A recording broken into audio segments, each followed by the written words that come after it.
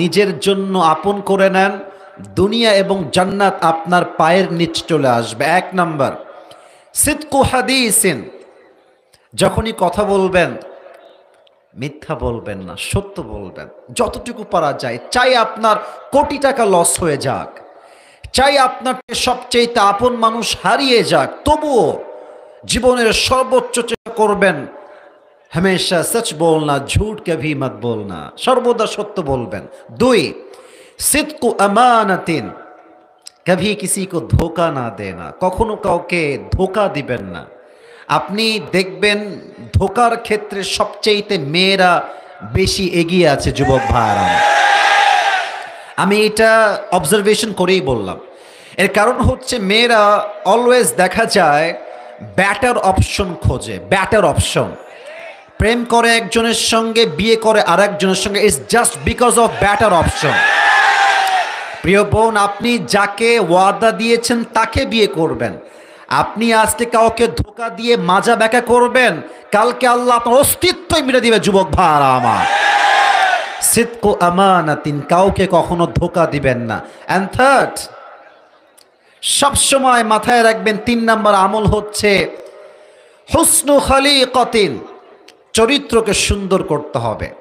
যার চরিত্র সুন্দর, আল্লাহর হাবিব বলেছেন মিজানের পাল্লায় সবচেয়ে ভারী আমল যে আমলটা হবে, এই আমলটার নাম হচ্ছে উত্তম চরিত্র। সুবহানাল্লাহ পড়বেন না আপনারা সবাই? 4 নাম্বার আমল হচ্ছে, এটা খুবই ডেঞ্জারাস, সবাই এটা মেইনটেইন করতে পারে না। আল্লাহু আকবার। 4 নাম্বার নসিহত হচ্ছে এখানে, সকলেই চেষ্টা করবেন যতদিন বেঁচে আছেন হালাল খাবেন, হারামের 1 পয়সাও খাবেন না। বলেন না সবাই ইনশাআল্লাহ? আমি জানি যে আজকের এই যুগে হারাম থেকে বেঁচে থাকা it's a big challenge, it's a very big challenge. বেঁচে থাকা যায় না। তবে আপনি বলবেন যে যদি আমাকে আমার চাকরি ঘুষের টাকা দিয়েই করতে হয়, আমি দিনাজপুরের ছেলে, আমি মুসলমান ঘরের সন্তান, আমি ভ্যান চালায় খাবো, আমি ধানের খেতে কাজ করে খাবো, আমি মুড়ি বিক্রি করে খাবো, আমি কুলির কাজ করে খাবো, তবু হারামের আশেপাশে যাব না যুবক ভাইরা আমার।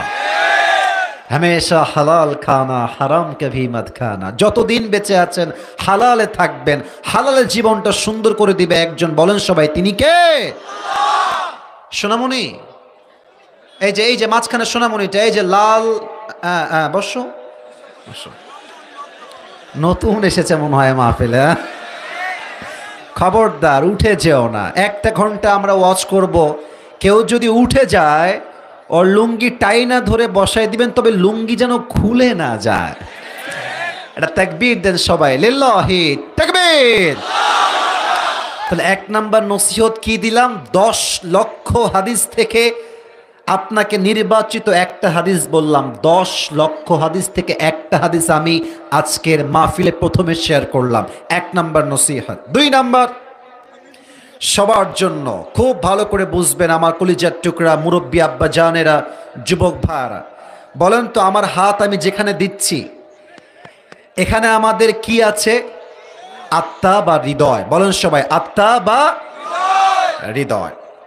আমি আসিফ হুজুর আজকের মাহফিলে এসেছি, আমার নিয়ত যদি এই রকম হয় যে আরে আমি তো অনেক ফেমাস, ফেসবুকে আমার মিলিয়ন মিলিয়ন ফলোয়ার্স, ইউটিউবে আমার মিলিয়ন মিলিয়ন সাবস্ক্রাইবার, টিকটকে আমার ফলোয়ার্স আছে, ইনস্টাগ্রামে আমার ফলোয়ার্স আছে, আমি তো অনেক জনপ্রিয় ব্যক্তি। আমি যদি এই নিয়ত করে ওয়াচ করি, ওয়াল্লাহে আমি ফজর পর্যন্ত ওয়াচ করব, বাট এই ওয়াচ দিয়ে কারো 2 পয়সা হেদায়াত হবে না। কারণ কি? নিয়ত সমস্যা।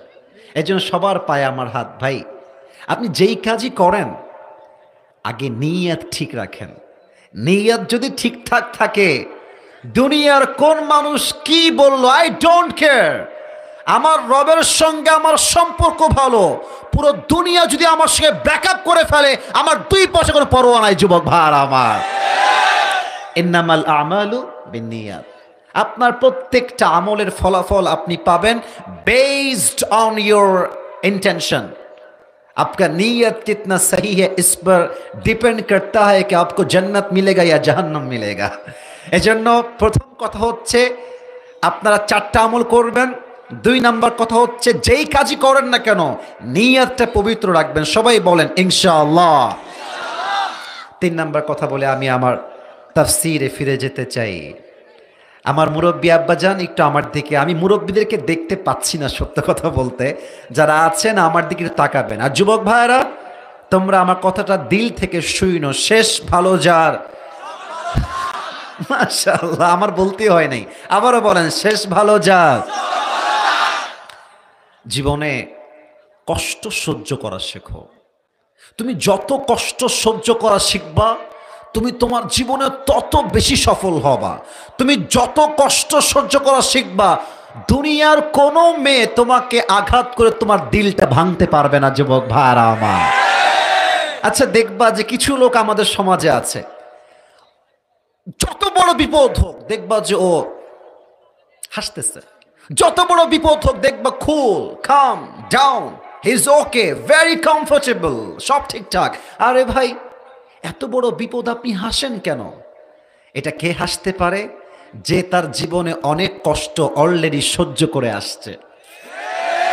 আচ্ছা ভাবেন, আমি হলাম মধ্যবিত্ত পরিবারের সন্তান, আপনি আমাকে যদি টিনের বাসায় রাখেন নট এ বিগ ডিল, আরে আমি তো মাটির ঘরে থেকে আসা লোক, ঠিক কিনা বলে? কিন্তু যদি আপনি বড়লোক ঘরের, সারা দিন খায়, ধাপুস ধুপুস করে খায়, এসির ভেতরে থাকে, ঢাকার গুলশানে থাকে, বড়লোক ঘরের